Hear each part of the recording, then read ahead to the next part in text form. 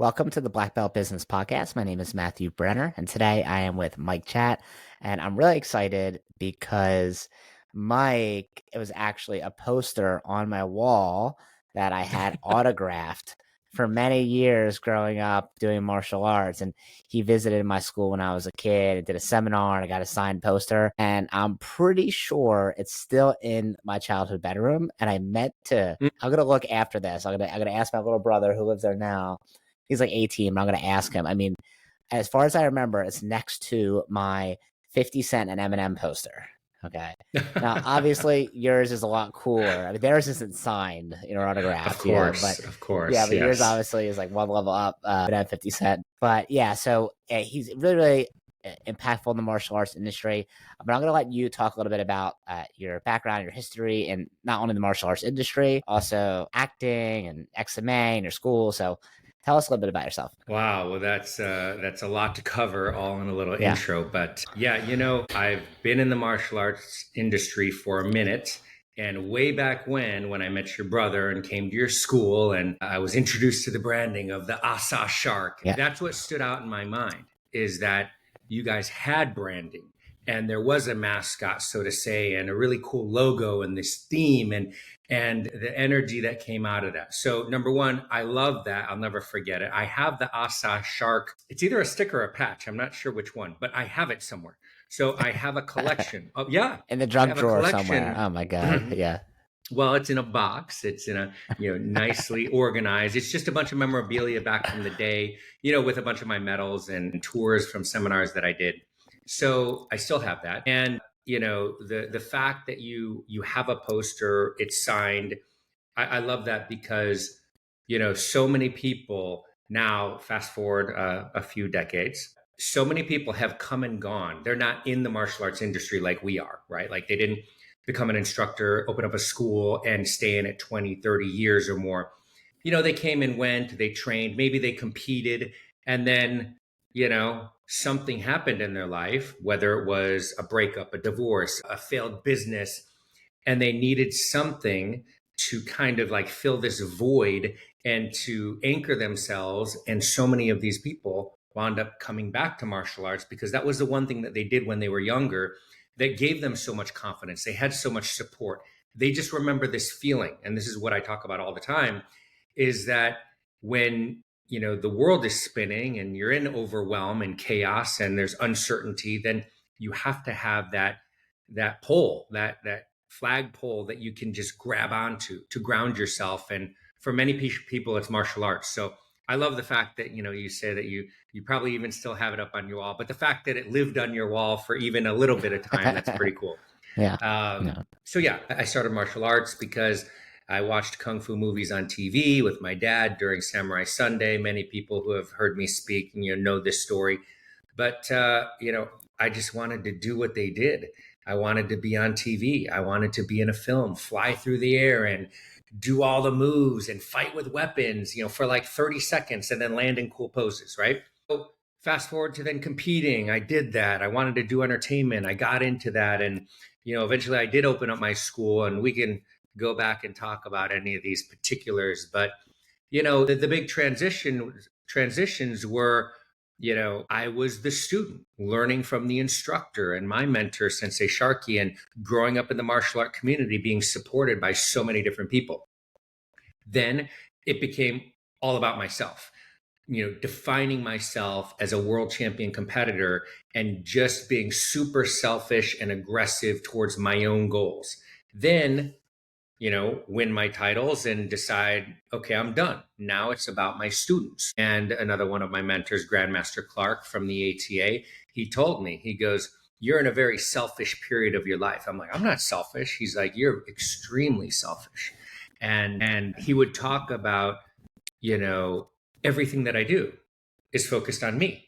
Nobody else. I wake up, I need to eat, I need to train, I need to focus on me, my development, my choreography, my turnouts, my travels. And there wasn't any room for anybody else but me. And he was true. And he was right.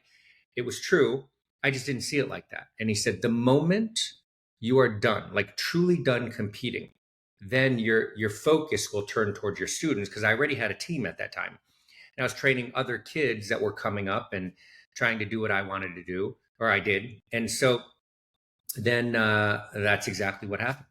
And then I just poured my heart and soul into these kids that now have, they've graced Hollywood as well, and some of the top DC Marvel stunt doubles actors. I mean, they're doubling many of the actors, and I mean, doing so many different levels of stunts and fight choreography on Cobra Kai and other major, motion pictures and Hollywood projects. It's awesome. So these were the kids that I trained that then competed, won their titles, and they trained other people, and here we are. Hmm. So transition to, after I ran a school for 10 years, the XMA World Headquarters, created my program, traveled the world teaching instructors and helping people to bridge the gap between XMA extreme martial arts with the performing arts, to then partnering with Grandmaster von Schmeling and bringing in the life skills and creating leadership programs for the ATA and the industry. Then, it was time to then move on. I did that. I felt like I had accomplished what I could, but the martial arts industry is still such a very niche industry, and I wanted to reach the masses, and I couldn't do that. I felt like I was limited, and doing more programming wasn't going to help the industry in the moment. I felt like I needed to go outside. I had a wider window and landscape to work with when it came to entertainment projects. And from there, I could really create some positive impact in a different way. And then those who are working in the martial arts industry, they're doing a great job. And I commend all of them. Many of them are my close friends. And for me, I wanted to tell stories. I wanted to do it in a different way and really have powerful impact. And I know we've already talked about like what resonates with people in terms of story versus stats and just, data. So that was really where it was at for me. And that's what I'm doing. So I'm very blessed, co-producing a project with David Leitch and Kelly McCormick at 87 North. They're known for the first John Wick. David did the directing with Chad Stahelski, another previous student of mine. I trained them prior to doubling Keanu Reeves and Brad Pitt and Matt Damon, before Matrix, before the Bourne movies, Mr. and Mrs. Smith. Fast forward, now they're directors, and now I'm working with David and Kelly. They went on to do Deadpool 2, Hobbs and Shaw, Atomic Blonde, Bullet Train, now Fall Guy, and many, many more. It's exciting times. I'm loving what I'm doing. Heavy development on several different projects. So, as we get them off and running into production and out the door, then, we'll be able to create more impact and help more people and really inspire the next generation on all levels, not just in martial arts, but storytellers and people that want to do good in the world out there. So that brings us to today. Back to you. So is your school still around, the school that you had for 10 years? No, so I wound up selling the headquarters business. I was partnered with Grandmaster von Schmeling of Victory Martial Arts the last 4 years. And then we sold it 2 years prior to the pandemic to my program director. And then it wound up closing down at the beginning of the pandemic. Thank goodness, because many people who they kept trying to hang on here in California, they went from PPP loan to, additional loans, thinking that it was going to turn around, and it just didn't. We had to deal with shutdown after shutdown. Many people couldn't pivot, and then they wound up finding themselves, as further and further into debt. And then, the option was either now try and dig a hole, or dig out of the hole, right, that they were in, or they, closed down. So it was a good thing, shutting down and not continuing, because in hindsight, it would have been a much more devastating blow if they would have continued. So, but you were already out. That was okay. You already sold anyway. Like at that point, yeah. It was about a year and a half sold. to 2 years before the pandemic hit. So okay. I was out, but I was still helping to consult for the school. That was part of the transition. So yeah. So you've gone through a lot of different phases, because obviously you were a student for a while, and then also competitor, and then running your school. And then XMA was also like a brand, right? For extreme martial arts. Yeah, it still is. Okay, yeah. So a brand of martial arts to make it like, I guess, I don't know how, maybe you probably have a better way to describe it, but like cool, like extreme martial arts, right? Like things are going to be flashy and cool on screen to tell really cool stories, right? Right. So, and then obviously now acting and film. So when you think about yourself and your identity, do you think of yourself as a martial artist? Do you think of yourself as a teacher, as an actor, as a business person? Like, what's the first thing that comes to mind when you think of this might have changed over time, but like, Mhm. what do you think of yourself as now? The first word that comes to mind, because I'm transitioning and still, I don't have one primary focus, I have two. But I think of myself as a creator more than anything. Do I guide and mentor people and consult for people? Absolutely. Do I love performing? Yes. I'm not trying to pursue acting right now. Will I get in front of the camera again? Absolutely, for sure. But producing TV film projects is my number one, at the same time as consulting. And the consulting, it has been an evolution of my teaching. So do I still teach? Yes, my wife and I teach a class. Uh, for actors, stunt professionals, and stunt actors at 87 North Productions inside the production facility. We basically moved our class for entertainment people into the facility. David Leitch wanted, when we first opened the facility a couple years ago, he wanted to bring in that martial art training energy into the facility because that's where all his execs and interns and studio people are. So he wanted to have that part of the facility, and the heart of the facility, if you go on Instagram and you look it up, it is an old renovated church, and in the center of the entire building is the training floor. It is the highlight, Mm. and that's where all of the great action design comes from. Ideas and development of character come out of this action design, and then 87 North is known for iconic characters and great action, and put it together, and that's the magic formula. So that's where that happens. So I still teach every Monday, Wednesday, every Tuesday. I get on, and for our consulting clients, we've got a success starter program, and I'm mentoring them in the business. Many of them are not entertainment professionals. There's photographers, there's studio executives. It's just people that want to go to the next level, or they want to start something new, or they want to get started, right? So, success starter is like whatever level you're at. If you want to go to the next level, you got to start, right? And most people have trouble starting. From there, right? Once you get started, gain momentum, and you have a foundation, you've got strategy and a focus, and you know what to execute, then many people can take it from there, and other people continue on. But I do a few things, not many anymore. I do a few things, but in the end, it's really about creating something. And I love to create that spark in people where they believe in themselves and they really understand what they're capable of, that they have the potential, that they're good enough, that they have the confidence to move forward and the courage to take risks, right? And so whether that's creating a story or creating the spark in somebody or creating an opportunity for somebody, or myself, my family, right? Then creating is what I've always done. I always took things like ideas and turned them into something. I did that with the XMA program. Nobody ever did it. I did it. Nobody ever had cool products. I did it, right? I did it even before I started the partnership with Century over 20 years ago. I had a parent come to me, and Ed Allure, if you're listening, Ed, I appreciate that. He came to me, he's like, hey, I've got a way to make these commas like shiny and modern. Would you be interested? I was like, yeah. He's like, yeah, there's this process called, gold plating or silver plating, and, it's anodized and whatever. He went through all the technical jargon. I was like, yes, yes. And oh, okay, we'll do a split and I'll make them and you sell them and we'll both sell them and it'll be great. And it was fantastic till he didn't do it anymore. So that's where I feel like creator is probably the appropriate term for me. And then of course, Mm. you ask anybody else, they're going to have their own version of what they see me as, but I feel like that's probably it. So you're also you're coaching people. You're almost like a flexible business coach where you can help people who want to get into stunt doubling or stunt acting, but also people who just want to grow their business. Is that what you're saying? I'm not really clear on that. Yeah. Yeah. So here's what it is. And I had to figure this out. I'm working with a team of people that are, doing some testing, and they want to help me take what I'm doing to the masses. And so we're in the testing phase. But basically, when I had to think about, well, what is it that I actually do? Right? Am I a business coach?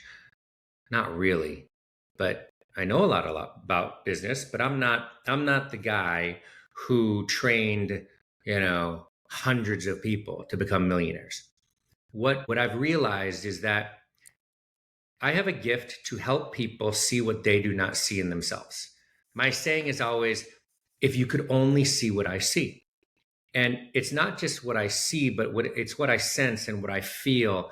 And this is where I feel like, and most people in a position like mine, they feel like they just like, it just comes to them. And it's like, I'm just the channel, from wherever in the universe or higher power it is that it comes from. And I just say what I see and feel.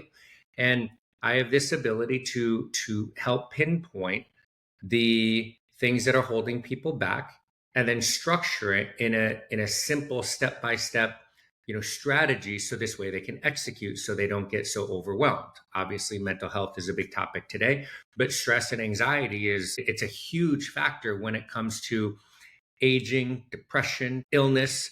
And so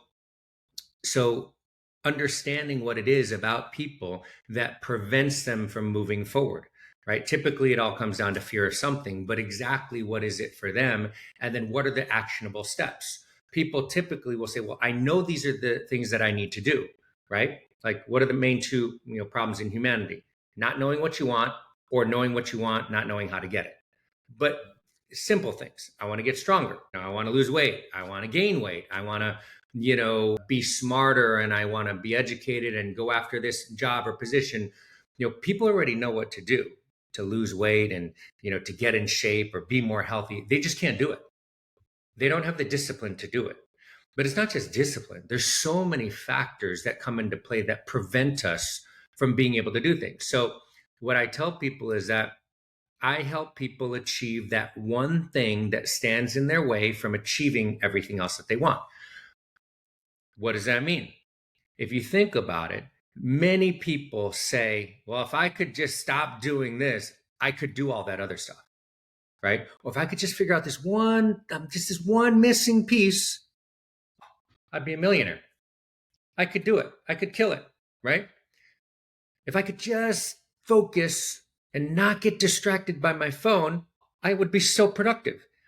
People have these things that are so difficult to overcome. That's why it's so talked about. It's always, some of the top trending topics on social media. And so that's what I'm really, really good at. And typically, and this is why, business is business. So I don't need to know everything about your business, but I know a lot about people. And just like training someone to a world championship level, right? Or having them break into Hollywood, ultimately you have to have a strong foundation. There's got to be a baseline.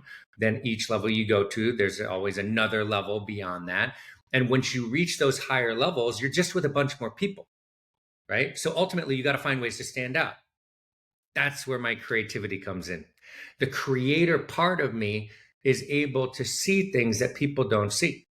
And when you look at an industry, when you look at a group or a company, then you just see patterns. And here's where the majority of people are. You need to find a way to stand out, where here's several things that you can do to stand out that are different, right? We do this in storytelling. We do this in stunts and martial art fight choreography. It's like, okay, a punch is a punch, right? But how many different ways are there to throw a punch? Well, it's not unlimited, right? There's only so many types of punches. But the way you implement it into storytelling, now that can be unlimited.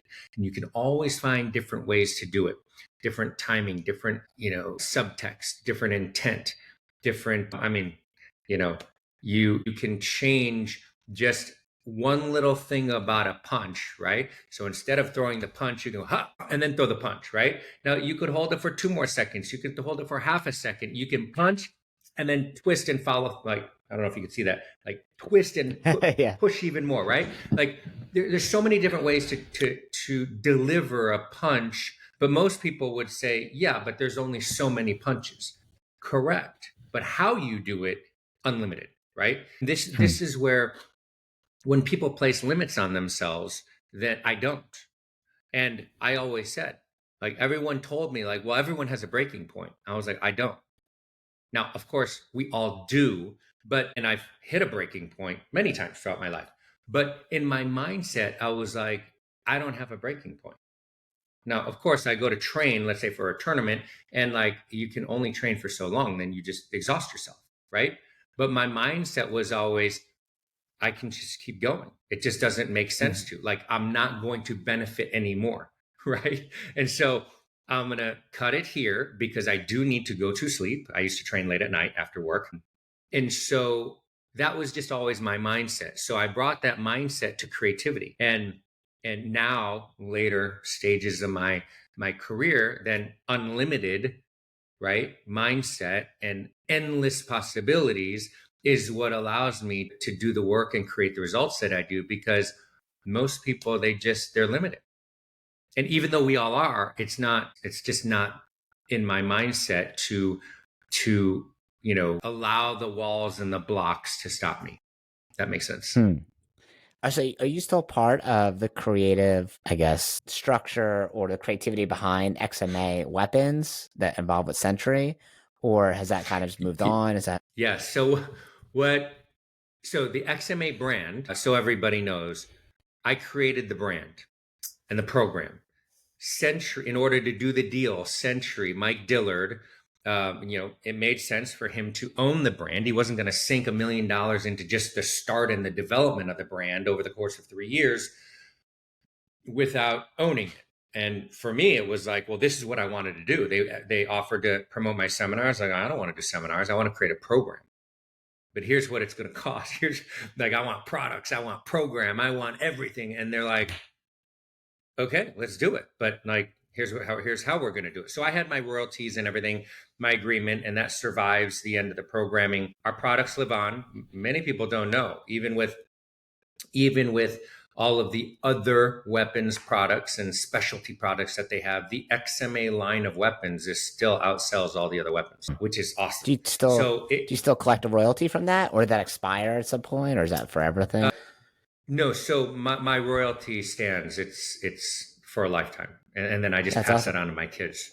So and I work closely with Century and Eldon Woods over there in the merchandising department when it comes to new development, but it's not a priority because it's not one of their top selling products, and it takes time to develop new products. So we're always constantly looking at different items that we can then brand XMA, but it has to make sense. Also, then, it is the premier line, the most expensive line of weapons products, that Century carries. So it's a limited assortment, right? It's not, they have the good, better, best levels, always 3 levels. So they're going to sell the most of the good level. That's the least expensive, right? Entry level. And then you've got the better. They're going to sell more of those than the best. But the best, the most expensive, it's not for most people, right?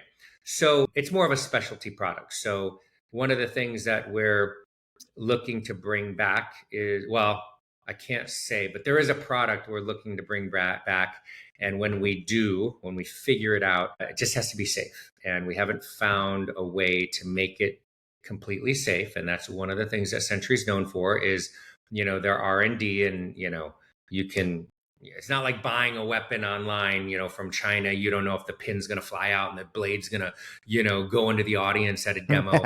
Like, yeah, if Century sells it, it's because they've already tested it. Like, they don't have those kind of problems normally. Mm. Yeah, so So chucks being aren't like coming involved, apart, and that makes sense.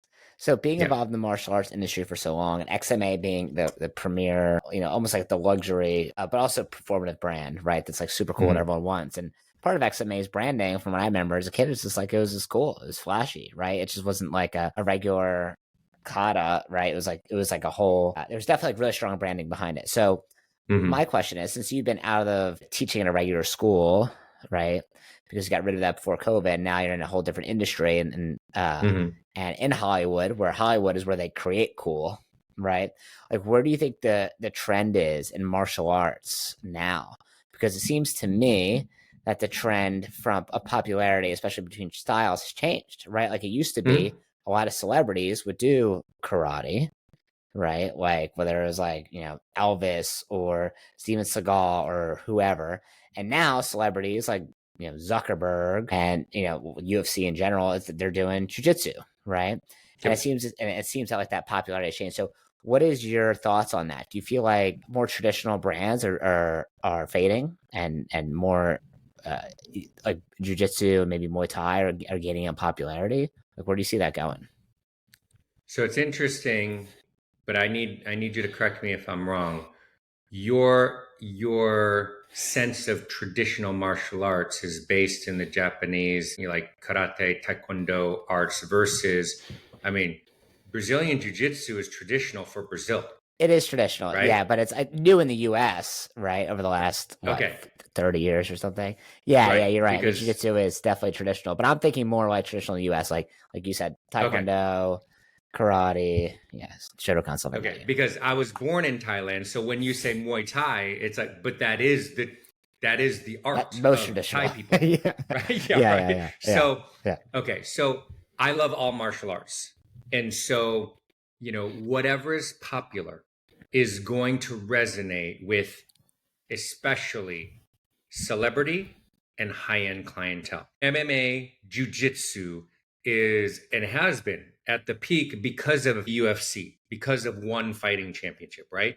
And so all around the world, you've got these hardcore fighting arts, the grappling, the jiu-jitsu, the judo guys, you've got the Muay Thai guys, you've got the strikers, right? And then it just becomes personal preference. It's like when you see, because I used to always watch him on, first it was Saved by the Bell, and then I think Extra, Mario Lopez, right?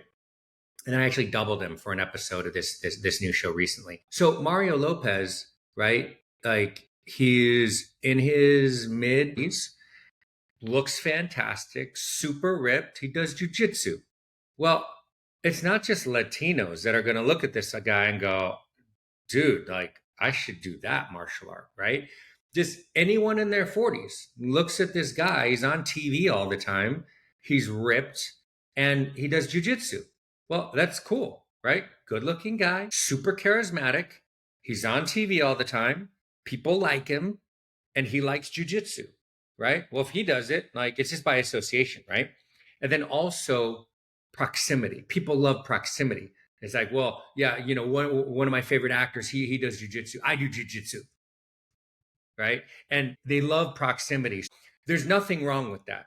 What I feel like is that the people that do jujitsu are are the there's the people that are insecure and they want to look and act tough. They're the people that wrestled before as a kid, or they just like they're tactile people.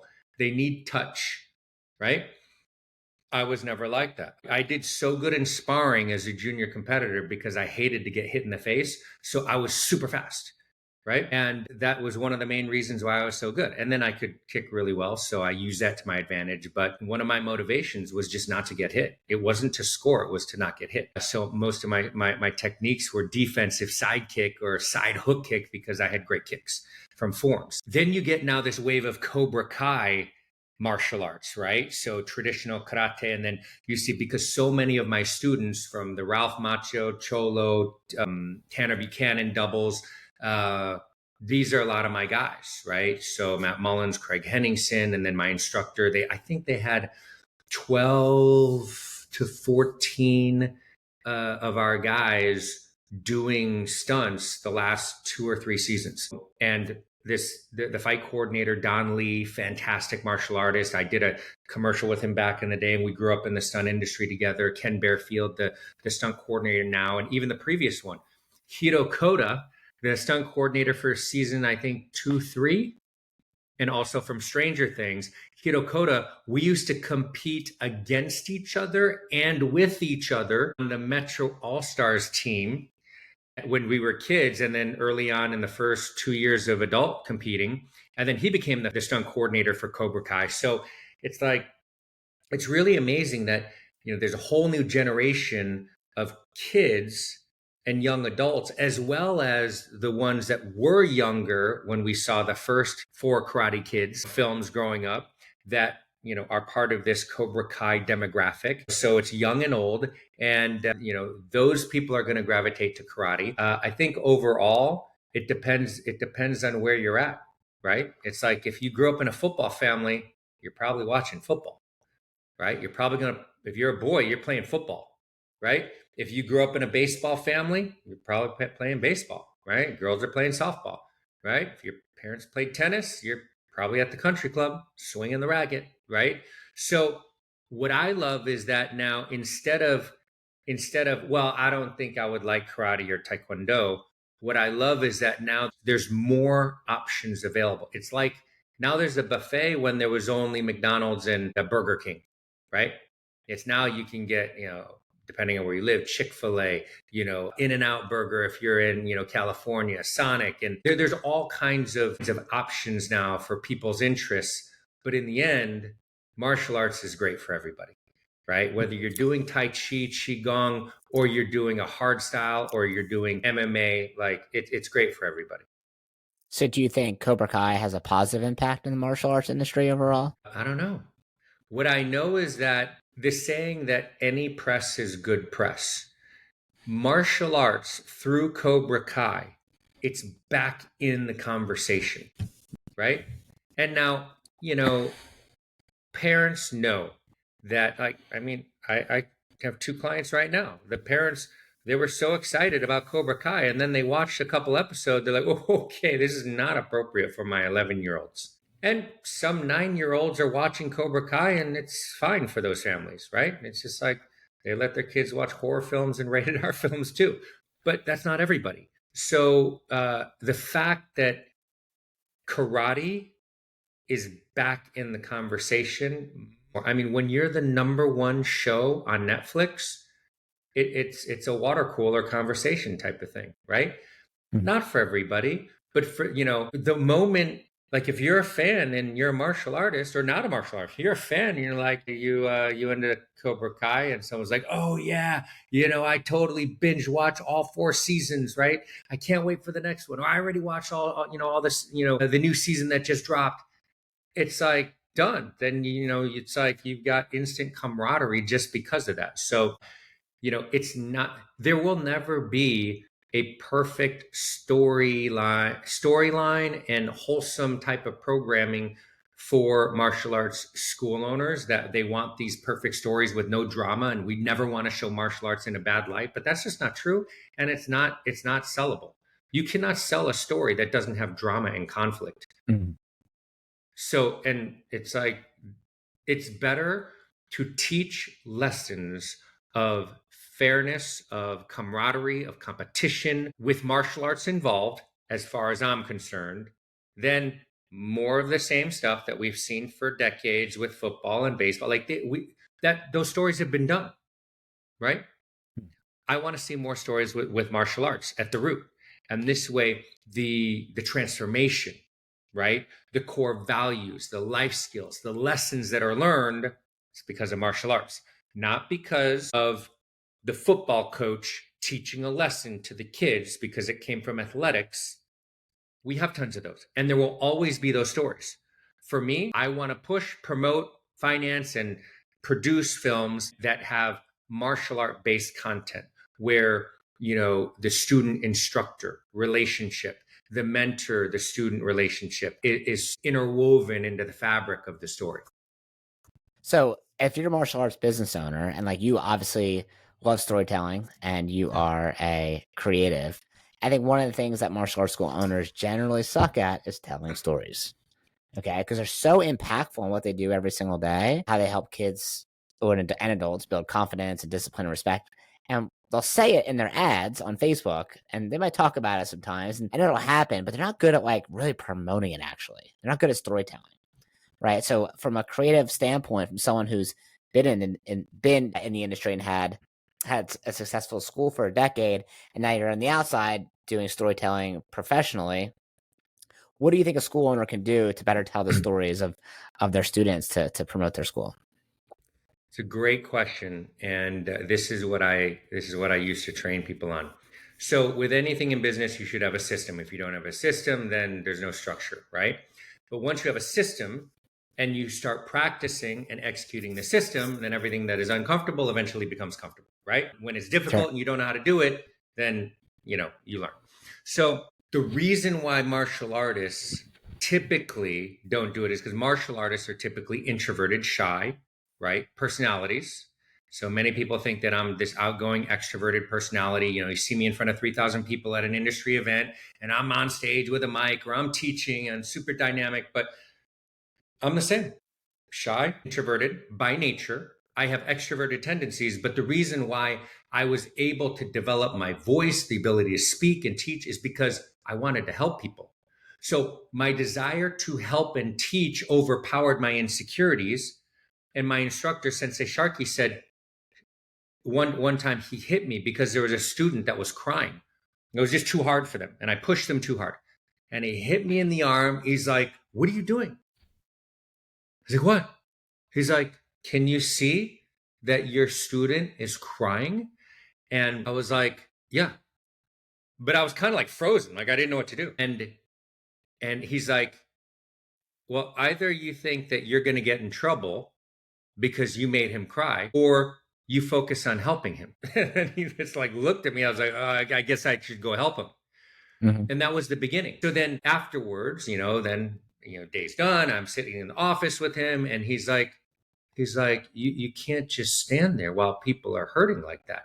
Like, we're here to help them, right? As long as you focus on helping them, you'll be okay, right? Like, just help them with whatever they need. Ask them, are you okay? What can I do? How can I help you? So that was his system. It's very simple, right? Just go ask what you can do.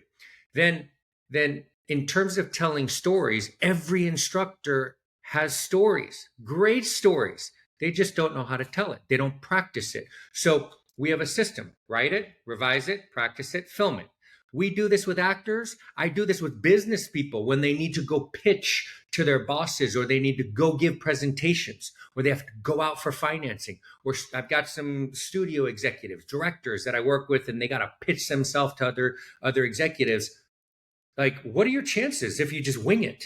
What are your chances if the ideas are up here, but you didn't actually organize them? Because once you actually talk it through and you put it out there, then you realize, wait, maybe I could have said that better. That didn't really make sense. So when you write it, you see it. And then when you say it, you hear it. And that's the key, to involve all the senses, right? So you think it, you feel it, you write it, you see it, you say it, and then you hear it. It's like you use everything.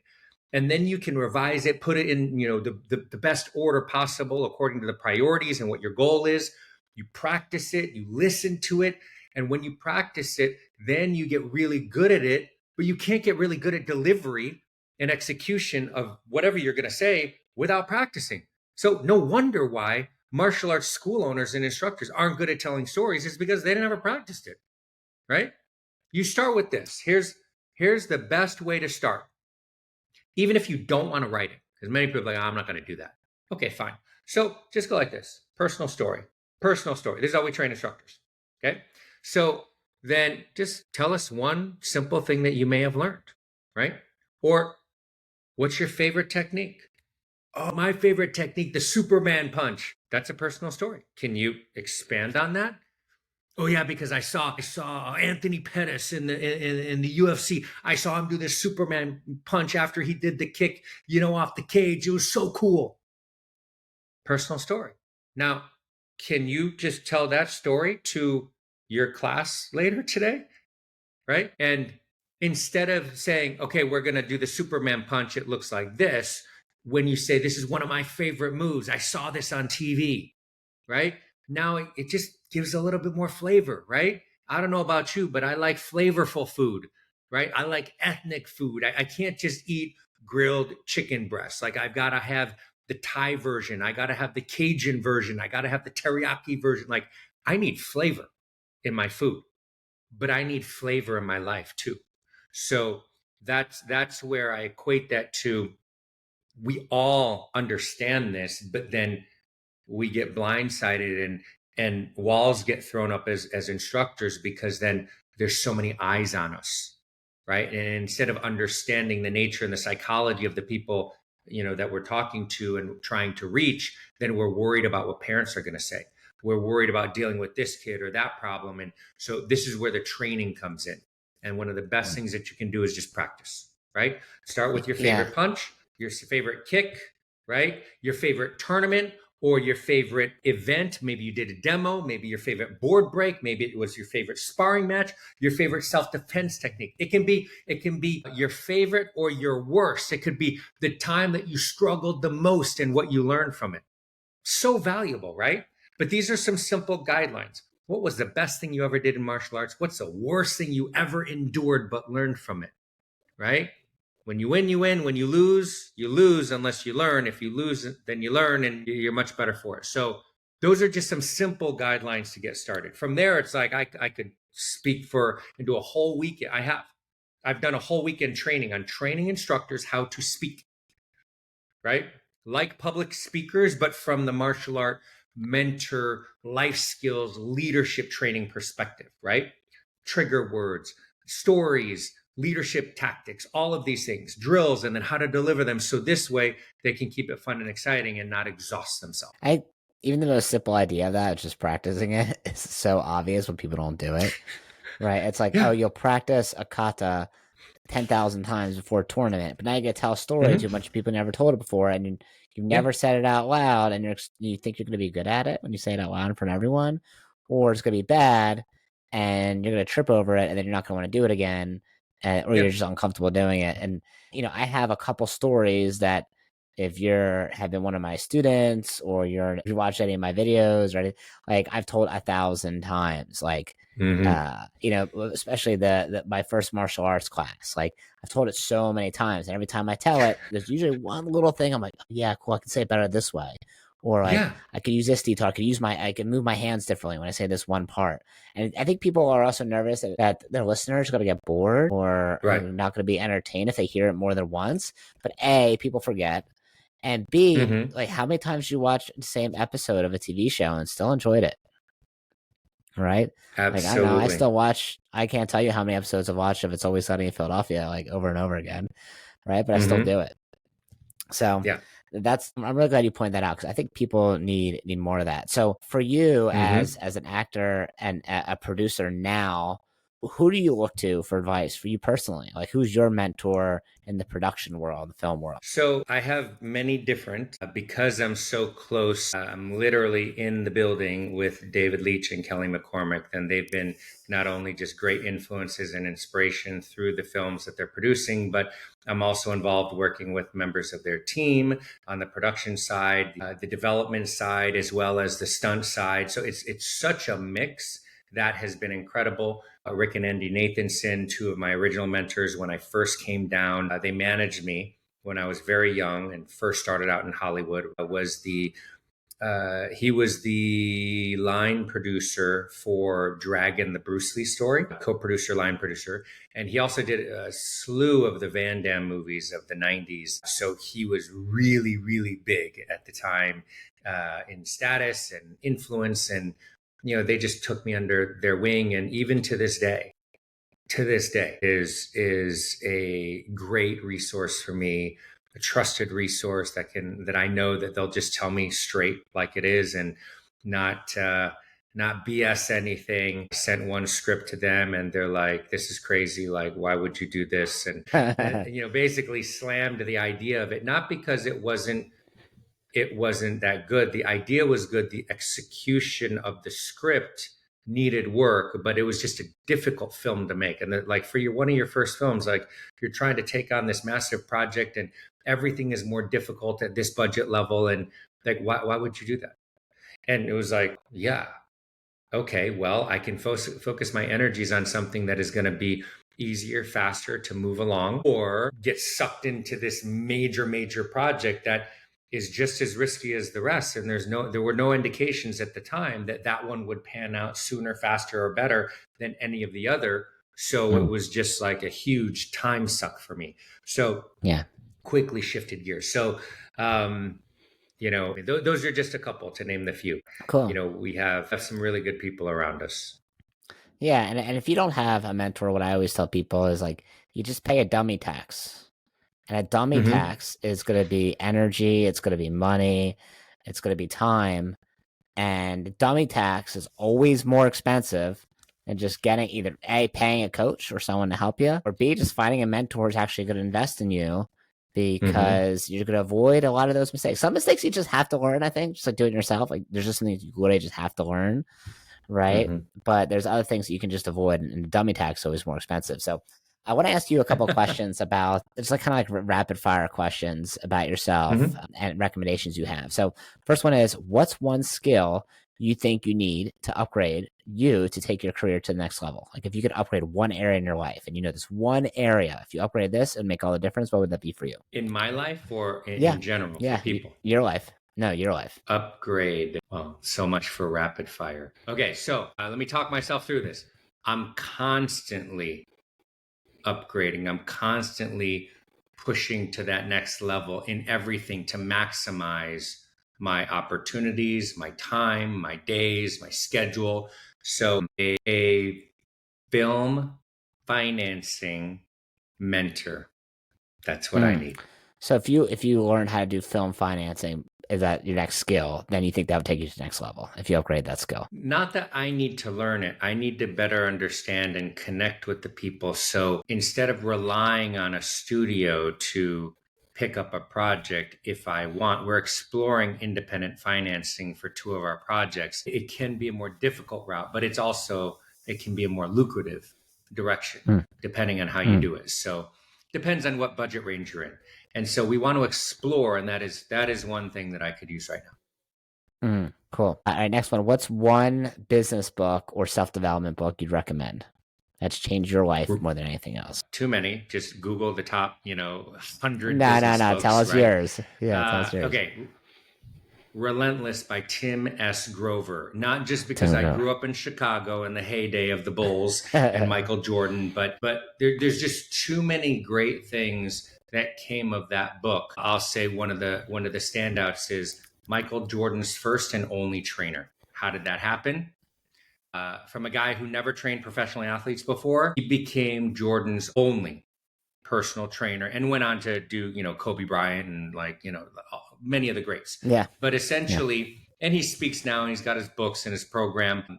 But what I love about it is he clearly defined in a way with this term a cleaner versus a closer and a cooler that resonated with me and all my athletes and clients, because in the end it is about having a mindset and it's not about balance. I never felt balanced. We would counterbalance, right? You spend time here, focusing on this, and then you got to switch over here, but it's not like never balance. Like you never want to be at zero anyway, right? So this idea of counterbalance was really key, and it was okay. Like he made it okay in my mind many years later that cleaners sacrifice for the good of the team, for the good for themselves, and they're relentless. Like they just don't stop, and they never stop. It's never enough. Once you accomplish something, you're on to the next. Now, I will not sacrifice the things that I did before. I have a family and very much enjoy my family and my wife, and so I won't. I'm not a cleaner now. I was back then, and that was like me for 20 years. But absolutely, I mean, I don't know how many times I've listened to it. Probably like 7 to 8 times at least in the last couple years. And I always go back, especially when I want to find a passage or a chapter for a client. Then I'll be like, here, this one, just listen to this one today. sure. So love it. Cool. All right, next one. This is not rapid fire, but this is just one that I thought was interesting. So tell me a story about working in film or Hollywood that others would be jealous about or could not believe. That's easy. So I've got so many. Now I'm like, they're all popping into my head. I'll give you two Okay. really cool ones. Okay. Yeah. So I'm on set. I won't say the name of the film yet. So I'm on set. You get me all dressed up in wardrobe, and I've got this, funny looking silver suit. I'm like a security guard. I've got a rifle. I've got this hat. Stunts. Okay. Stunt role. And so I go to set and, we walk through what we're going to do. And then, the star, the number two of the film, she was up and coming at the time. She's in her trailer. They had someone else go through the motions of everything that we were doing. And then she comes to set and introduces herself, and everyone says hi or whatever. Shake her hand. She's super pleasant. So then we go behind this door. So we're waiting backstage, and we enter through this door. So we're like, peeking through, nobody's, saying, okay, ready, everybody, cameras rolling, like nothing. So 5 minutes go by, 10 minutes go by. We're just talking, how did it go? How'd you get your start? I grew up singing, and, my mom, took us to church. I sang in the choir, and, I'm like, just having a conversation. I did martial arts. I grew up going to tournaments and, won some titles. And here I am doing stunts and acting. And well, I don't know, 40 minutes, 50 minutes later, an hour later, it's our turn to go. Okay, picture's up. And so we do our scene a couple times, and that was it, and then never saw her again. The film was Austin Powers Gold member. The number 2 lead actress next to Mike Myers was Beyonce Knowles. And so cool. Can you imagine, okay? Can you imagine? She comes from Destiny's Child, okay? And she's not the Beyonce we know today. And she introduces herself as Beyonce. I was like, oh, she's so lovely. It was so nice. Spent an hour backstage with Beyonce. And then, of course, in the scene, if you watch the movie, she knocks me out. And she goes, Shazam, right? There was a bunch of other stuff. It wound up getting cut. So it's actually very quick in the movie that happens. But there was a whole little fight thing. But basically, she taps me on the shoulder, knocks me out. And, little did I know that she would become the Beyonce. So it was really cool to see her at that stage in her career, because she was very popular. I just didn't know a lot about her, and certainly not the megastar that she is today. So that was very cool. And then, the second one that stands out is being on set for Matrix 4 Resurrections. Got to reconnect with tons of martial artists after many years, but I'm there with my son Gage, and he was 12 at the time, and he plays one of Trinity's sons, Carrie Ann Moss's kids. There's 2 of them, and he was the younger son. And we're sitting on set, and Keanu walks by. Okay, so Keanu Reeves on the set of Matrix. He's Neo, right? He walks by, and a bunch of the crew people that were just kind of sitting around chit-chatting, they're like, shit, it's John Wick. I was like, nice. What? I was like, no, that's Neo. They're like, it's John fucking Wick, man. Like, it's so interesting how we're literally on the set of Matrix, right? It's what made him, it shot him into the stratosphere of stardom, right? Yeah. With the character Neo. But yet he is so strong as a character, and the franchise has done such a great job, the Wick franchise, of building the persona of John Wick, that even on the set of Matrix, people couldn't see him as Neo. Now, not everybody. It was just like, there were just a couple guys, but it was just like, it hit me. I was like, no, that's Neo. And they're just like, no, that's John fucking Wick, man. Yeah. And it was just that so might be funny an age thing. It also could be an age thing, I'm assuming, right? If they were like, well, they weren't. I would say they were probably like in their 30s. It wasn't like they were early 20s. But who knows? Okay. Who knows? It's just like the power of movies, right? And the power of branding and characters. And I love it all. I'm not too critical about films. I just love the entertainment aspect of it. But that was cool to be known. It's like, you're lucky if you're known as one thing, right? One character. Yeah. But to be known for so many different ones, and especially iconic ones like that, it's like amazing. Like, that's why Keanu's, that's why he's so beloved, right? Yeah, that's amazing. I love that. All right, 2 more. These ones will be quick. First one is, what's your favorite snack? So I snack on really healthy things. It's like avocado and beets and but are you eating an avocado like an apple, or how are you eating? You're not eating a beet like an apple. How are you doing it? No, I just normally chop it up, and it goes, like avocado, olive oil, beets, and sometimes sweet potatoes, and that's it. But okay, you want to that's what I normally eat. But no, that's fine. That's a good answer. A Funyuns guy. Okay. I grew up driving to tournaments with my instructor. We would drive everywhere. Florida, 30-hour drives all over the country except for California. So I'm a beef jerky guy. and Yeah. a Funyuns a potato chip guy. That's for sure. Okay. Okay. So, All but it's right. not like Cool. I don't have that. Like it's not on the daily. Yeah. Yeah. No. Of course. Right. Like I Yeah. would say like my healthy version of like a snack would be edamame because I can eat a ton of them, and Mm. it's just like Mm-hmm. edamame beans. Like I like the Yeah. salt. But if I'm going like I don't care about this afternoon whatsoever, then I'm gonna eat like 1,000 cheese curls, which is rare, right? We're Yeah. talking about maybe twice a year, but like that's what I'm gonna go hard on. Okay, next one. Would you rather spend 1 year at the North Pole or 2 years in the Sahara Desert? I was born in the jungle of Thailand. It's very hot and humid there. I don't like the humidity, but I'm okay with the dry heat. I definitely don't like the cold. Grew up in Chicago. I'm not about the cold. Where does this come from? Where does this come from? It's just for entertainment, honestly. I want to see where you went. 1 year in the north, 1 year in the north, two in the south. Frostbite and death from cold or death from starvation or Maybe heat you could survive. exposure. Why are you assuming you're gonna die?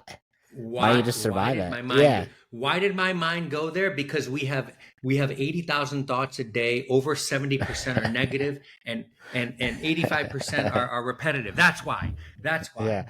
But you could do um anything. You said it earlier, right? Like you have a strong mind. You're gonna survive. Which one are you more likely? Which i'm one is gonna gonna be i'm less gonna painful to i'm survive? gonna go I'm gonna go ski in the snow, and I'm gonna go get a tan in the desert. That's it. That's what I would do. All right. All right. Well, I'm gonna do one more actually. What job would you not do, even if you got $1 million a month? What job would I not do? Anything I didn't like. Anything Anything you that didn't didn't like. fulfill me. Particularly anything that is not helpful to other people. But if it was helpful to other people and I didn't like it, I'd probably do it. Mm, cool. Good answer. Well, thank you so much for coming on here. If someone wants to Yeah. reach out to you and they want either coaching help or to follow you online or just keep tabs on you, how do they find you? You can find me on social media. Just type in my name, Mike Chat. Instagram, Mike Chat XMA. Facebook, it's my full last name, Chaturanta. But if you do a search, Mike Chat XMA, bunch of stuff will come up. I'll give you my email, xmachat@gmail.com. That's the easiest way, direct, and you're not Cool. going to get an Thank you. automated response. Awesome. Well, thank you so much for coming on here. My name is Matthew Brenner. If you have questions and you want to reach out to me, you can find me at blackbeltbrenner1 on Instagram, or you can email me, Matthew@doubleyourdojo.com. Thanks. Awesome. Thank you.